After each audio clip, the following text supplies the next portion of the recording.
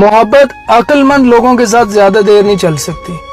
محبت کے لیے تھوڑا پاگل پن، تھوڑا بے وقوف ہونا ضروری ہے. اور ہاں، عقل مند لوگ محبت نہیں تجارت کرتے اور ہمیشہ خسارہ دیکھ کر راہ بدلتے ہیں.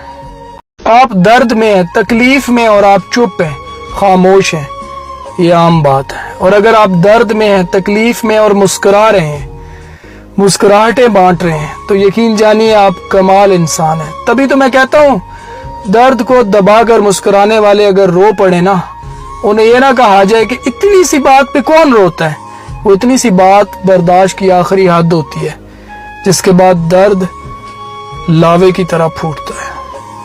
انسان کی عقل تب درجہ کمال تک پہنچ جاتی ہے جب اس میں اتنا صبر و ضبط پیدا ہو جائے کہ دیکھنے کے باوجود اندھا، سننے کے باوجود بہرا اور بولنے کے باوجود گونگا بن جائے. مرد اتنا ہی مضبوط ہوگا جتنے مضبوطی سے عورت نے اسے تھاما ہوگا. اپنے گھر کی عورت کی بے وفائی مرد کو توڑ کر رکھ دیتی ہے. عورت مرد کی کمزوری ہے، لیکن عورت مرد کی طاقت بھی ہے. وہ ایک شخص جو میری کہانی نہیں سمجھا، میرے الفاظ میری زبانی نہیں سمجھا، اور اسے گلا ہے میں بولتا بہت ہوں، شاید وہ میرے اندر کی ویرانی نہیں سمجھا.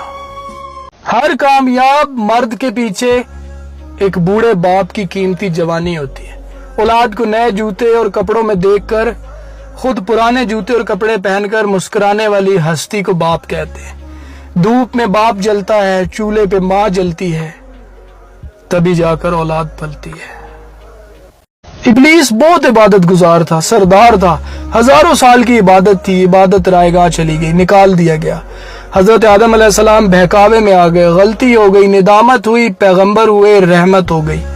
غلطی پر ندامت ہو تو معافی مل جاتی ہے، واپس لوٹنے کے لیے وہ اپنے دروازے کھلے رکھتا ہے. مجھے ایک بات سمجھ میں آئی کہ اللہ کو گنہگار بندے کی آنکھ سے نکلا ہوا ندامت کا آنسو پسند ہے. شیطان کے پاس عبادت تھی، ندامت نہیں. شیطان کے پاس دو آئین تھے، ایک عابد، دوسرا عارف، لیکن تیسرا آئین نہیں تھا، عاشق. کیونکہ عاشق محبوب کی کوئی بات نہیں ٹالتا. عاشق ہوتا تو اللہ کو انکار نہ کرتا. یہ جو لوگ کہتے ہیں نا سچا انسان زبان کا کڑوا ہوتا ہے، ان کو بتاؤ کہ حضرت محمد مصطفیٰ صلی اللہ علیہ وآلہ وسلم سے زیادہ سچا اور میٹھے اخلاق والا اس کائنات میں کوئی نہیں.